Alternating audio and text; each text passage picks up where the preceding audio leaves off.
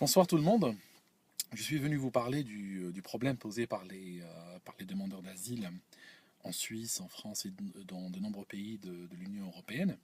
Alors, avant de commencer, j'aimerais vous rappeler que le français est une langue qui est tombée dans le domaine public il y a très longtemps, donc j'ai le droit de l'utiliser même si je suis aux États-Unis.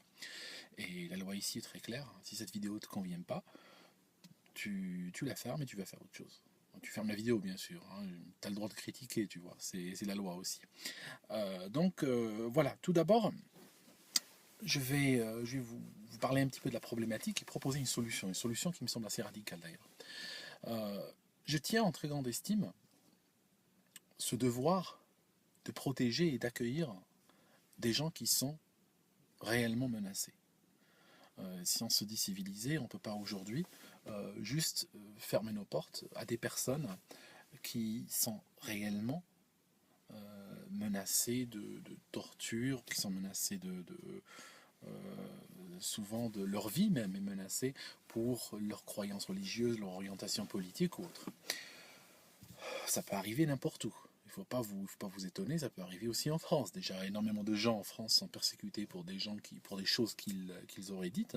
Il y a plein de journalistes, par exemple français ou des blogueurs français qui auraient pu venir demander l'asile aux États-Unis et leur demande aurait été totalement recevable au vu des lois et des pratiques judiciaires de ce pays, qui ressemble vraiment de plus en plus à un pays du tiers-monde. Enfin, remplacement de population oblige. Oui, je disais donc, pour ne pas sortir de mon sujet, que euh, le droit d'asile est un droit sacré. Il nous permet de protéger les gens qui sont menacés. Cependant, pour éviter que ce droit ne se perde, comme c'est en train de se passer aujourd'hui, euh, il faut le protéger. Il faut le protéger contre quoi? Contre les abus. Parce qu'il faut dire la vérité, il y a énormément de gens aujourd'hui qui n'ont aucune forme de dignité, puis qui n'ont aucun problème à utiliser l'asile comme une méthode passe-partout d'immigration. Et donc, j'ai vu moi-même des gens qui étaient réellement menacés dans leur vie, et des gens même qui sont morts sans avoir voulu demander l'asile parce que c'était un petit peu au-dessus de leur dignité. Moi-même, je vivais en Suisse, je me rappelle, en 94, comme ils disent là-bas, je vivais à Genève, et puis j'avais ma carte de séjour d'étudiant qui allait expirer.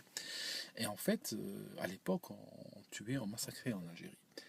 Et on n'a pas, on n'a pas voulu me renouveler ma carte de séjour parce que mes études n'étaient pas totalement conformes aux règles établies à l'époque. Et donc, je me suis retrouvé dans une situation où je devais soit rentrer chez moi, soit demander l'asile. Alors, ce qui se passe, c'est que demander l'asile était au-dessus de mes forces. Je ne pouvais pas aller m'agenouiller dans une administration. Je ne sais pas si ça se passe comme ça, mais c'est à peu près comme ça que je le vois, en tout cas comme je le ressens. Je ne pouvais pas aller m'agenouiller dans une administration et implorer le droit d'asile à des fonctionnaires de l'État de Genève. C'était pas possible, c'était au-dessus de mes moyens, je ne pouvais pas le faire.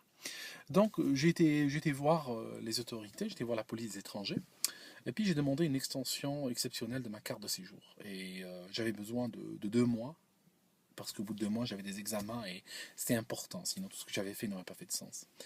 Et je me souviens le regard un petit peu amusé du fonctionnaire de la police des étrangers quand je lui disais dans 2 mois je pars. Et il avait du mal à me croire parce qu'il se disait c'était un Algérien qui est en train de me mener en bateau. Il demande 2 mois d'extension à sa carte de séjour, on appelle ça le permis B en Suisse. Il demande 2 mois d'extension, moyennant quoi? Au bout de ces 2 mois, il s'engage à partir. Waouh! Partir dans un pays en guerre. Et je m'étais engagé à partir. Et ce qui se passe, c'est que il m'a accordé ces 2 mois, et je suis parti. J'avais juste un contrat de confiance avec lui. Et ce qui s'est passé, c'est que à 2 mois moins une semaine, j'ai réservé mon billet d'avion. Et quand les 2 mois sont terminés, sont écoulés, j'ai pris un avion, je suis rentré en Algérie. Dans un pays où on tuait, on massacrait, où on trouvait des têtes le matin et on tirait le soir. Et j'ai failli me faire tuer. Et si je m'étais fait tuer à l'époque, ça aurait été parce que j'avais tenu à cette parole-là. Et que je n'avais pas voulu m'abaisser à demander l'asile. Et le problème, c'est qu'il y a beaucoup de gens qui réellement auraient mérité de demander l'asile et mérité de rester en vie, mais qui ont préféré ne pas le faire. Ok, en Suisse, j'ai rencontré tout type de demandeurs d'asile. J'ai rencontré un prix Nobel, j'ai rencontré un ex-président, j'ai rencontré un ex-premier ministre, des gens très intéressants. Mais malheureusement, ce qui se passe aujourd'hui, c'est que il y a énormément, il y a des masses de personnes qui arrivent par ce biais de demande d'asile, des gens qui ne sont pas du tout menacés, des gens qui font des demandes d'asile politique alors qu'ils sont incapables de citer la composition du gouvernement actuel de leur pays. C'est des gens qui prétendent qu'ils ont atteint un tel niveau dans la politique qu'ils ont commencé à menacer leur gouvernement ou leur État, ou peu importe, de telle sorte que leur vie s'en est trouvée menacée. Ça signifie que le seul moyen de se débarrasser d'eux, aux yeux de leur régime, c'était de les tuer. Alors qu'ils sont incapables d'écrire leur nom correctement. Waouh, c'est dingue. Il y a des gens aussi, il y a par exemple un type en particulier en Suisse, ça se passe en Suisse, il était d'origine kurde ou turque, enfin, je crois que c'est un kurde enfin, c'est un turc du Kurdistan, un truc du genre. Pas très fort dans la géographie de ces zones-là. Le mec, il était venu en Suisse, il avait demandé l'asile, il avait obtenu des papiers en Suisse et tout. Je crois que ça avait même fini par une nationalité suisse, alors que le mec, il a égorgé sa sœur en Turquie. En fait, il avait égorgé sa sœur, il avait fait de la prison pour ça. Crime d'honneur, comme ils disent là-bas, n'est-ce pas? Et en fait, ce qui s'est passé, c'est qu'il avait réussi à fuir de sa prison et puis se retrouver en Suisse et demander l'asile. Et puis bien sûr, il a raconté la même histoire, sauf qu'il a peut-être été, comment dire, il s'est peut-être pas étalé trop sur le fait qu'il avait tué sa sœur, il avait juste dit qu'on l'avait persécuté, qu'on l'a arrêté parce qu'il était kurde, etc. Il y a un autre gars, par exemple, celui-là, il était d'Algérie, il était venu en Suisse demander l'asile, après il a disparu du circuit parce que il suivait plus avec parce qu'ils ont des officiers traitants, il n'allait plus. Et ce qu'il a fait, il a été commettre un petit peu de la petite criminalité en Suisse, en France et tout ça. Puis un jour, il s'est fait choper par les flics à Genève. Et puis ils l'ont ramené au centre de demandeurs d'asile. Et il a rencontré il y a un flic là-bas qui lui a demandé son nom. Et puis il lui a dit un truc, genre en arabe, c'était genre va te faire foutre, quoi, un truc comme ça. Et le flic a noté ça. Et en fait, le gars finit par obtenir des papiers avec ce nom-là, en fait. Donc pour vous dire avec quelle facilité des gens qui abusaient du système pouvaient obtenir des papiers. Maintenant, même quand la demande d'asile est légitime, il reste un autre problème. Très souvent, les pays qui abusent des droits humains de leurs citoyens ne sont pas des pays qui produisent, on va dire, des lumières.